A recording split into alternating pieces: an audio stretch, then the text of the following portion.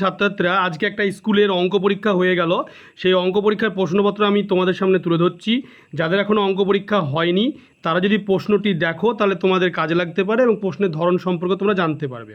Second summative test 2025 দেখতে পাচ্ছ, লেখা আছে Gorabazar ICI institution, class 10, subject mathematics, full marks 40। প্রথমে রয়েছে সঠিক উত্তরটি নির্বাচন করো। 1 মার্কে 7টি এমসিকিউ। ফার্স্ট যে এমসিকিউটি রয়েছে সেটি হলো যে একটি অংশীদারি কারবারে এ ও বি মূলধনের অনুপাত A:B এবং তাদের প্রাপ্ত লাভের অনুপাত C:D হলে তাদের মূলধন যে সময়ের জন্য নিয়োজিত ছিল তার অনুপাত কত? AC:BD না AB:CD না AD:BC না BC:AD? উত্তর হবে D, BC:AD। এরপরে নেক্সট যে প্রশ্ন রয়েছে 2 দাগে, সেটি হলো যদি x - y variation xy, y - z variation yz, z - s variation zx হলে ভেদ ধ্রুবকগুলি যথাক্রমে k, l, m হলে কোনটি সঠিক উত্তর হবে? এটি হবে k + l + m = 0। এরপর রয়েছে 3 দাগে ax² + abcx - bc² যদি 0 হয়, দ্বিঘাত সমীকরণের বীজদ্বয় সমান ও বিপরীত চিহ্নযুক্ত হবে যখন a + bc = 0, bc = 0, abc = 1 না abc = 0? উত্তরটা সঠিক হবে bc = 0। এরপর রয়েছে 4 দাগে যে ত্রিভুজ ABC এর কোণ A সমান 90 ডিগ্রি, AD লম্ব BC যদি AB:AC সমান 3:4 হয় এবং AD সমান 8 সেমি হয়, তবে BD এর মান কত? 32/3 সেমি, 6 সেমি, 4 সেমি না 8 সেমি? উত্তর হবে 6 সেমি। এরপর রয়েছে 5 দাগে ও কেন্দ্রীয় বৃত্তের ব্যাসার্ধ 6 সেমি, ও থেকে 10 সেমি দূরে P একটা বিন্দু, P থেকে বৃত্তের দুটি স্পর্শকের দৈর্ঘ্য PA ও PB, APBO চতুর্ভুজের ক্ষেত্রফল কত?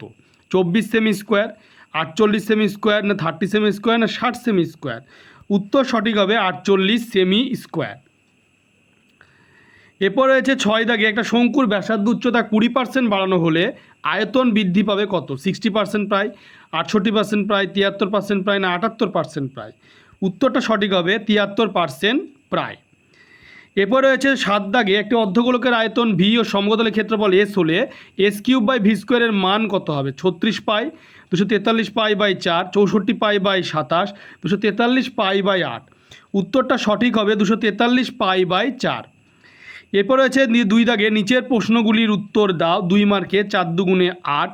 1 দাগে রয়েছে A + B variation C, B + C variation A হলে প্রমাণ C + S ভ্যারিয়েশন B। এরপরে 2 দাগে রয়েছে যে ABC ও DEF ত্রিভুজে এ কোণের কোণ E সমান 40 ডিগ্রি, AB:ED সমান AC:EF এবং F কোণ সমান 65 ডিগ্রি হলে কোণ B এর মান নির্ণয় করো। 3 দাগে রয়েছে একটি লম্ববৃত্তাকার শঙ্কুর পার্শ্বতলের ক্ষেত্রফল ভূমির ক্ষেত্রফলের √5 গুণ। শঙ্কুটি উচ্চতা ব্যাসের অনুপাত কত? 4 দাগে রয়েছে একটি গোলকের ব্যাসার্ধের দৈর্ঘ্য 50% বৃদ্ধি করালে বক্রতলের ক্ষেত্রফল শতকরা কত বৃদ্ধি পাবে? এরপরে 3 দাগে রয়েছে AB ও C বছরের শুরুতে এটা হচ্ছে অংশীদারি কারবারের অঙ্ক, যে 50,000 টাকা, 60,000 টাকা, 70 টাকা মূলধন নিয়ে একটা অংশীদারি ব্যবসা শুরু করলো। 3 মাস পরে B আরও 10,000 টাকা নিয়োগ করে কিন্তু আরও 2 মাস পর C 10,000 টাকা তুলে নেয়। বছরের শেষে 39,240 টাকা লাভ হলে কে কত টাকা লভ্যাংশ পাবে? এরপর রয়েছে পূজা উত্তম মেহে তথা 50,000 টাকা, 70,000 টাকা, 1 লাখ টাকা মানে মূলধন নিয়ে অংশীদারি কারবারের সত্ত্বে শুরু করে যে এ কারবার চালানোর মাসিক খরচ 1250। হিসাবপত্র রাখার জন্য পূজা উত্তম প্রত্যেকে মাসিক 2,000 টাকা পাবে। বাকি টাকা তারা মূলধনের পথে ভাগ করে নেবে। বছরের শেষে 80,600 টাকা লাভ হলে কে কত টাকা করে পাবে?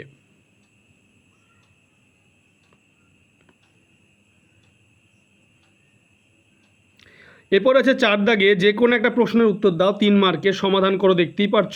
12x + 17/3x + 1 - 2x + 15/x + 7 = 3 মানে 3 পূর্ণ 1/5 যেটাকে বলে। এবং 2 দাগে রয়েছে A variation B, B variation C হলে প্রমাণ করে A² + B² + C² variation AB + BC + CA মানে ভেদের চিহ্ন যেটাকে বলে। এটা 3 মার্কের একটা প্রশ্ন, দ্বিঘাত সমীকরণ এবং ভেদ থেকে অঙ্ক এসেছে। এবারে 5 দাগে রয়েছে উপপাদ্য। প্রমাণ করো যে কোনো সমকোণী ত্রিভুজের সমকোণিক বিন্দু থেকে অতিভুজের ওপর লম্ব অঙ্কন করলে ওই লম্বের উভয় পার্শ্বস্থিত ত্রিভুজদ্বয় সদৃশ এবং ওই ত্রিভুজগুলি প্রত্যেকে মূল ত্রিভুজের সঙ্গে সদৃশ হবে। এটা সদৃশকোণী ত্রিভুজ থেকে কিন্তু এসেছে, বা সদৃশতা থেকে, যেটা আছে পদ্ম অধ্যায় সেটা থেকে এসেছে। প্রমাণ করো যে যদি দুটি বৃত্ত পরস্পরকে স্পর্শ করে তাহলে স্পর্শ বিন্দুটি কেন্দ্রটির সংযোজক সরলরেখাংশের উপরে অবস্থিত। দুটি উপপাদ্য এসেছে।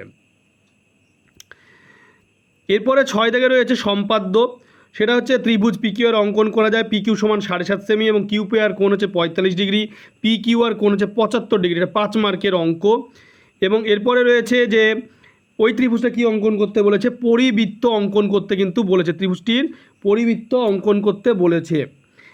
2 দাগে রয়েছে 5 সেমি 6 সেমি 7 সেমি বাহু বিশিষ্ট একটা ত্রিভুজ অঙ্কন করো, ত্রিভুজটির অন্তবৃত্ত অঙ্কন করো। এটাও এসেছে অন্তবৃত্ত এবং পরিবৃত্ত।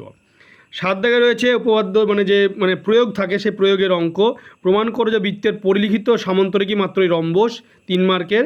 আর এবিসিডি একটা বৃত্তস্থ চতুর্ভুজ যার বর্ধিত এবি ও ডিসি বাহুদ্বয়কে পরস্পর পি বিন্দু ছেদ করে। প্রমাণ করো পি এ ইন্টু পিবি সমান পিসি ইন্টু পিডি, 3 মার্কের। 8 দাগে রয়েছে যে কোনো একটা প্রশ্ন 4 মার্কের অঙ্ক। এটা হচ্ছে পরিমিতি থেকে এসেছে। 1 সেমি 6 সেমি দৈর্ঘ্যের ব্যাসার্ধ বিশিষ্ট দুটি নিরেট গোলককে গলিয়ে 1 সেমি পুরু ফাঁপা গোলকে পরিণত করা হলো। নতুন গোলকটির বাইরের বক্রতলের ক্ষেত্রফল নির্ণয় করো। 2, একটা শঙ্কু আকৃতির বস্তুর ভূমির ব্যাস 21 ডেসিমিটার। বস্তুটি পার্শ্বতলের রং করতে প্রতি বর্গ ডেসিমিটার 10 পয়সা হিসাবে 57 টাকা 75 পয়সা খরচ হয়। বস্তুটির আয়তন কত? তাহলে এই যে 4 মার্কের এই যে পরিমিতি থেকে অঙ্ক গোলক থেকে এসেছে এবং শঙ্কু থেকে এসেছে।